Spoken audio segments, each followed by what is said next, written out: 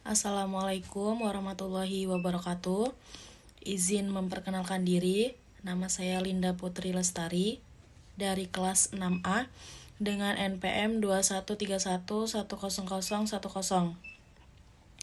Di sini saya akan mempresentasikan tugas praktikum analisa kosmetik dan produk pangan dengan dosen pengampu Bapak Apoteker Subur Widodo SSI M-Farm dan Bapak Apoteker Ahmad Rokiban SSI dengan asisten dosen Kak Ronaldo Adriansyah dan Kak Akbar Rizky Saputra dengan judul penetapan kadar air dengan metode termografimetri. Yang pertama ada pengertian.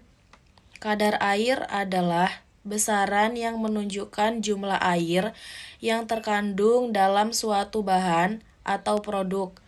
Kadar air penting untuk diketahui karena dapat mempengaruhi kualitas, kesegaran, daya simpan, berat, dan harga dari bahan atau produk tersebut. Kadar air juga dapat mempengaruhi sifat fisik, kimia, biologi, dan mikrobiologi dari bahan atau produk. Yang kedua ada metode. Metode dibagi menjadi dua. Yang pertama ada metode langsung, dan yang kedua ada metode tidak langsung. Metode langsung adalah metode yang mengukur jumlah air yang hilang dari bahan atau produk setelah dipanaskan atau dikeringkan. Contohnya yaitu metode oven, metode Karl Fisker. Metode tidak langsung adalah metode yang mengukur besaran lain yang berhubungan dengan kadar air seperti berat jenis, indeks bias, aktivitas air, atau konduktivitas listrik. Yang pertama ada metode oven. Metode oven adalah metode yang paling sering digunakan untuk menentukan kadar air.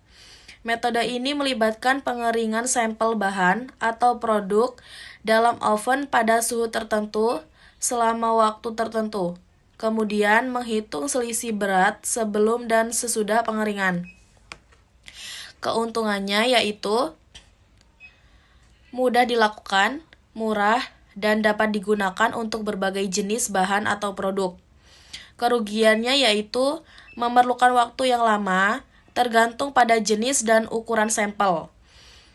Dapat menyebabkan perubahan sifat fisik dari bahan atau produk akibat pemanasan.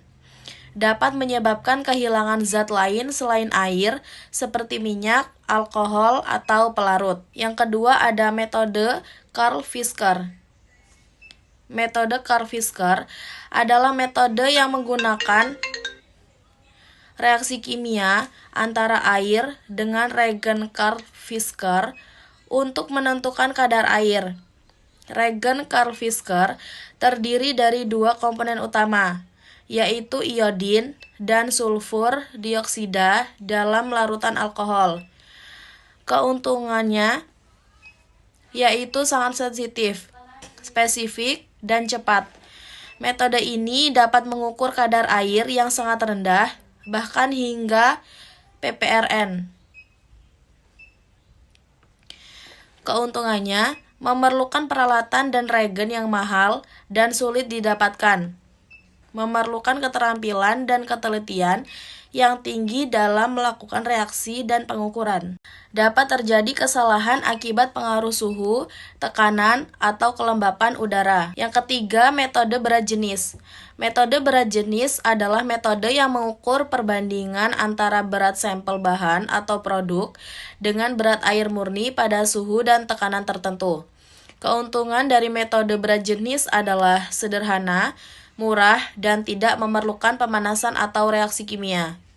Kekurangannya yaitu memerlukan hubungan empiris antara berat jenis dengan kadar air yang spesifik untuk setiap jenis bahan atau produk. Tidak dapat digunakan untuk bahan atau produk yang mengandung zat lain selain air yang mempengaruhi berat jenisnya, seperti garam, gula, minyak, atau pelarut. Tidak dapat digunakan untuk bahan atau produk yang memiliki bentuk. Selanjutnya ada metode indeks biasa. Metode indeks biasa adalah metode yang mengukur perbandingan antara kecepatan cahaya dalam sampel bahan atau produk dengan kecepatan cahaya dalam ruang hampa. Keuntungannya yaitu cepat dan tidak memerlukan pemanasan atau reaksi kimia. Kekurangannya yaitu memerlukan hubungan empiris antara indeks biasa dengan kadar air yang spesifik untuk setiap jenis bahan atau produk. Tidak dapat digunakan untuk bahan atau produk yang tidak transparan atau memiliki warna gelap. Tidak dapat digunakan untuk bahan atau produk yang memiliki tekstur atau struktur yang tidak seragam. Mungkin hanya itu yang bisa saya sampaikan. Sekian dan terima kasih. Wassalamualaikum warahmatullahi wabarakatuh.